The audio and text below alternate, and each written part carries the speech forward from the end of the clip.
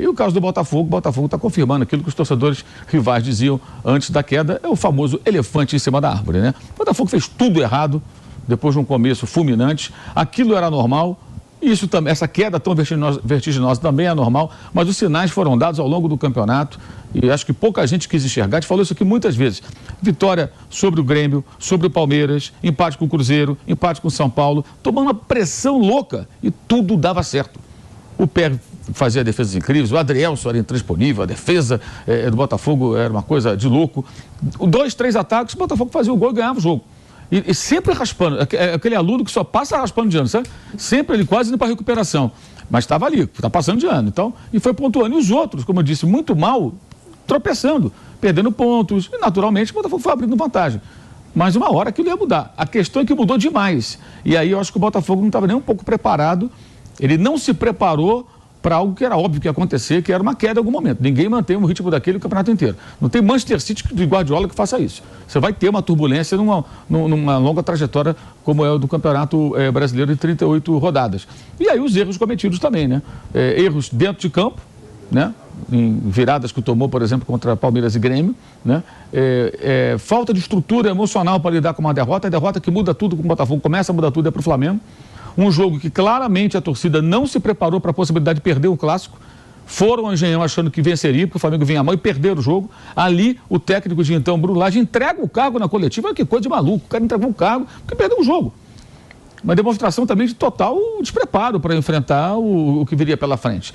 E aí você pode discutir a contratação. O técnico tinha no currículo um campeonato português perdido para o Porto, quando treinava o Benfica depois de abrir uma boa vantagem. Ele perde um jogo para o Porto igualzinho. Só não era vantagem tão grande, eram 5 pontos. Mas ele perde um jogo para o Porto, dali começa a perder, empatar com os pequenos e perde o campeonato. Antes de terminar a competição, o Bruno Lage já tinha saído fora do Benfica. Então já tinha essa marca no seu currículo. Não sei se o Botafogo pesquisou isso antes de trazê-lo. Aí quando manda embora, coloca aqui o Lúcio Flávio no lugar. O Lúcio Flávio não servia para ser interino. Quando saiu o Luiz Castro, botaram lá o Caçapa. Aí mandam embora o técnico e põe um outro cara que não servia para ser um tampão a pedido dos jogadores. Onde já se viu você mandar embora o chefe e contratar o chefe que os subalternos querem que fique ali? Porque é amigo, porque é gente boa. Isso não existe, isso não é nada profissional. Então foram muitos erros cometidos. O dono do clube embarcou também no coitadismo, que é muito típico de parte do botafoguense, de sempre achar que o mundo está contra eles, que todo mundo quer roubar o Botafogo, que o Botafogo é vítima de tudo, que sempre é roubado. Isso é uma coisa muito comum, é o famoso chororô, né? Que é uma característica de boa parte da torcida do Botafogo. E o dono, ao invés de ser um ponto de equilíbrio, né? Um cara para fazer um contraponto ali, uma pessoa que vem lá dos Estados Unidos, que deve ter soube certamente da existência do Botafogo há alguns anos. Porque ele vivia lá no beisebol, no futebol americano, no basquete, no hóquei. O cara é americano, gente. Porque ele gosta de futebol, você acha que ele era um apaixonado pelo Botafogo? Não, o Botafogo foi uma oportunidade de negócio, um clube de torcida, de história, tradição, numa cidade importante que é o Rio de Janeiro, com um estádio lá que ele faz a gestão, né? Que ele ganhou. E ele viu uma oportunidade de um bom negócio e investiu como ele investe no Lyon e em outros times pelo mundo. Tem ações do Crystal Palace e tudo mais. E esse cara que poderia ser um cara para... Olha, peraí, gente, vamos pensar aqui, o que está fazendo de errado? Não, ele também incorporou, fez um dossiê lá de erros a favor do Palmeiras, um negócio patético. Então, assim, tudo que está acontecendo com o Botafogo, eu acho que tem explicação. Tirando essas circunstâncias trágicas, né, dos jogos perdidos no final. Mas não é casual, não é por acaso, errou demais.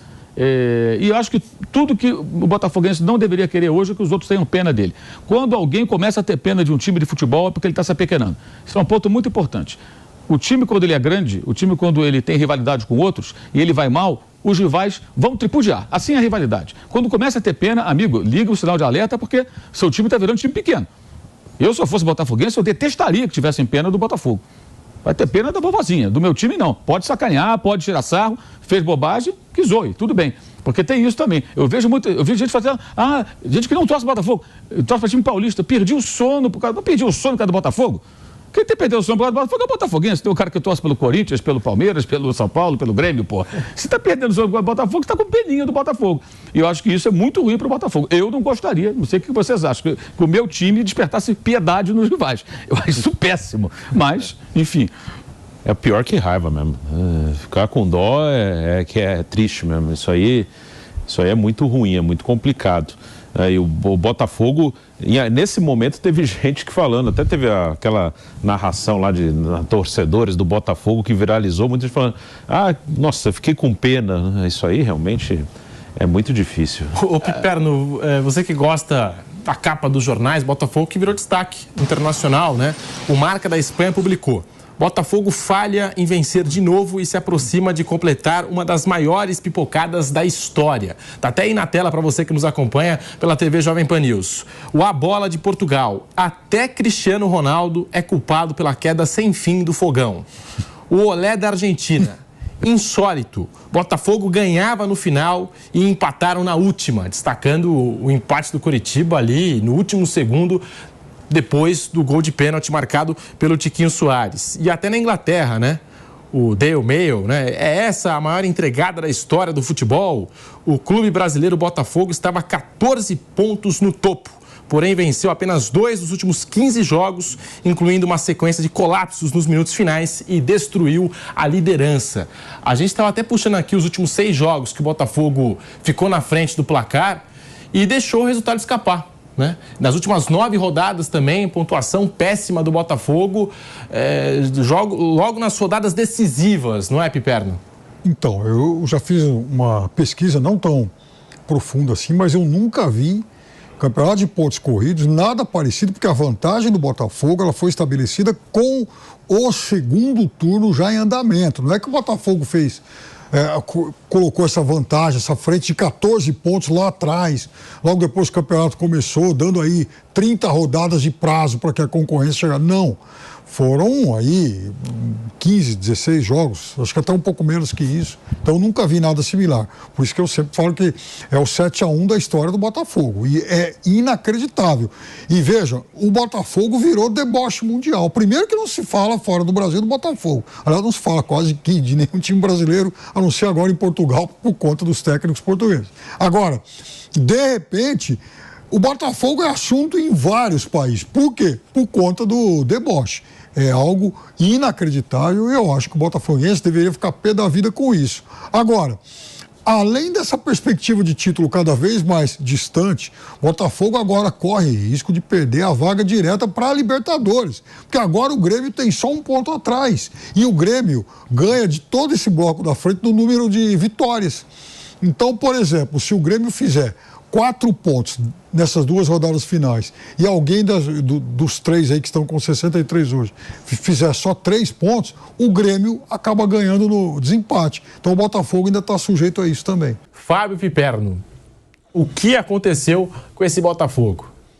Bom, primeiro que eu diria que o Fogão agora está virando mais assunto mundial, mais famoso mundo afora do que na época de Newton Santos e Garrincha, né? Claro que por um motivo totalmente contrário ao que poderia lhe dar a projeção naquele momento, né? Hoje o Botafogo vira deboche aí por conta dessa debacle aí inacreditável, nessa queda inacreditável, né? Que faz com que o clube perca talvez o título brasileiro mais ganho em todos os tempos.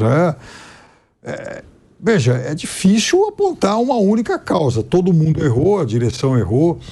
Eu acho que, inclusive, quando ela pensou certo, acabou dando errado também. No momento em que o Botafogo traz o Bruno Lage, embora ele já tivesse também desperdiçado um título praticamente ganho lá no Benfica, mas também era alguém que já havia vencido um título português, trabalhado na Premier League. Então, o Botafogo, quando perde o Caçapa, aliás, quando perde o Castro e não efetiva o Caçapa, falou, bom, eu vou trazer agora alguém de Premier League, já sou líder do campeonato, então agora não vai, assim, o título é nosso, não há o que tire essa conquista do Botafogo. E deu tudo errado, até porque é coisa que só acontece no Botafogo. Olha, o Botafogo está precisando de feno grego aí, Pedrinho, porque a coisa tá, eu acho que não tem, porque, vê, a despeito de tudo que o Botafogo errou, o Botafogo, e deixando de lado a inacreditável vitória a virada que ele sofre do Palmeiras, do Grêmio, bastava o Botafogo ter vencido esses 2 últimos jogos incríveis contra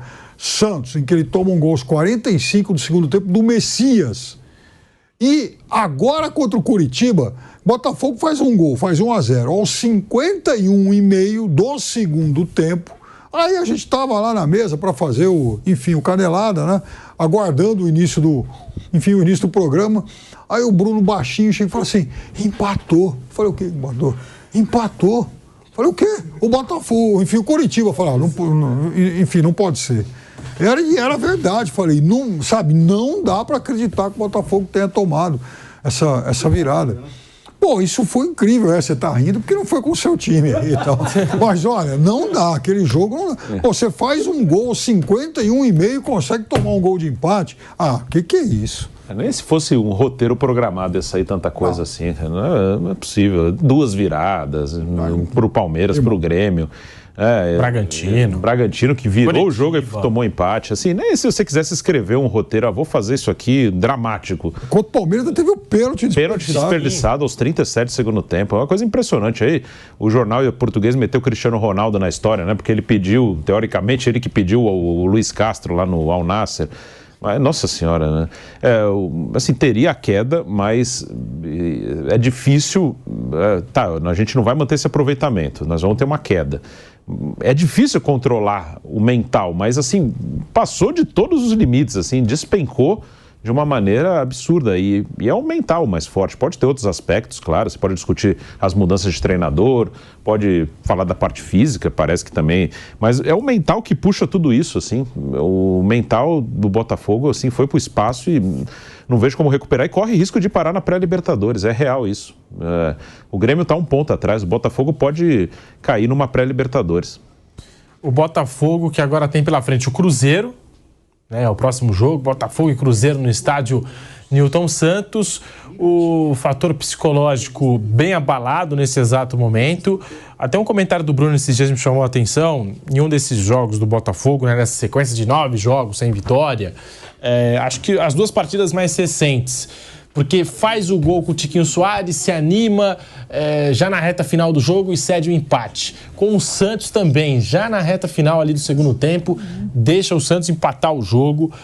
Um jogo que parecia controlado, enfim, e o Santos chega ali e marca aquele gol de empate, né? Parece ser algo da parte psicológica mesmo, né, Bruno? Parece que esse lado mental dos jogadores, né, tá bem abalado, bem afetado nessa reta final do Campeonato Brasileiro. Também vai destacar algo que pode ter atrapalhado, acho que certamente atrapalhou, né? A mudança no comando técnico. A bola destacou o Luiz Castro, teve o Luiz Castro, teve o Bruno Lage, teve o Lúcio Flávio, teve até o Caçapa, né, como interino, e agora tá tendo o Thiago Nunes. É muita mudança de técnico. O time da Série A, que é ao lado do Corinthians, mais vezes trocou o comando técnico, mais teve treinadores nesta edição do Campeonato Brasileiro, e ali, sempre na ponta, sempre liderando, apesar das oscilações. Sim, as mudanças de técnico, claro que atrapalharam, né?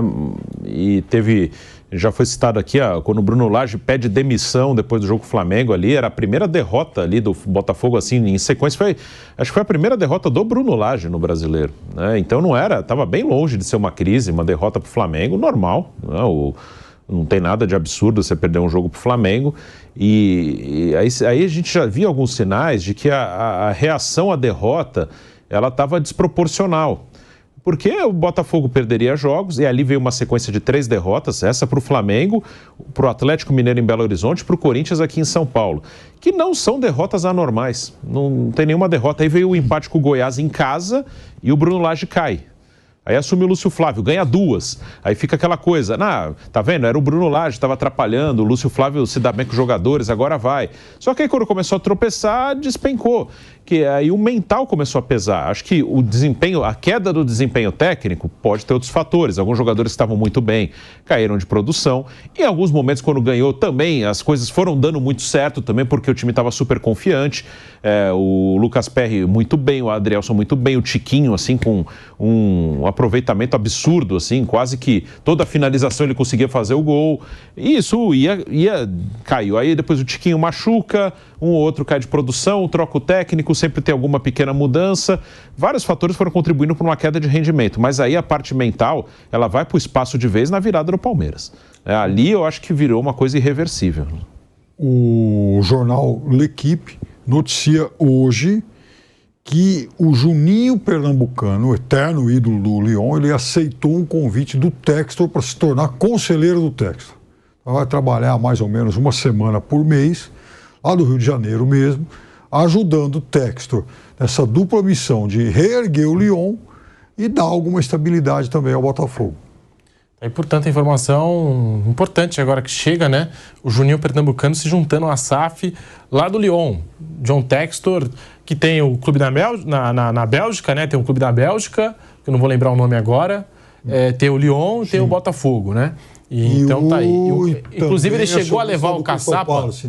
Tem o Crystal Palace também. Isso. Não dá pra gente não lembrar, mas ele chegou a levar o Caçapa pra Bélgica. Algo muito discutido, né?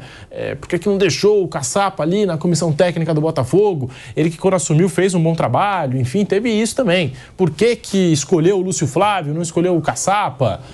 Enfim, a gente está aqui falando desse Botafogo, decepcionante campanha. Enfim, a gente apontava o Vampeta, apontou o pilhado ontem, ficou no ouvido do Vampeta. Todos nós, né, apontamos o título do Botafogo e também o que me chama a atenção, os concorrentes. O caso do Palmeiras, o Abel Ferreira. Esse título aí já é do Botafogo. Toda a rodada o Abel Ferreira falava. Brigar pelo brasileiro, o Botafogo já ganhou, enfim. E o Palmeiras diminuindo a diferença, reduzindo a diferença a cada rodada. Teve isso também nessa reta final, nessa reta chegada aí, de chegada do Campeonato Brasileiro 2023.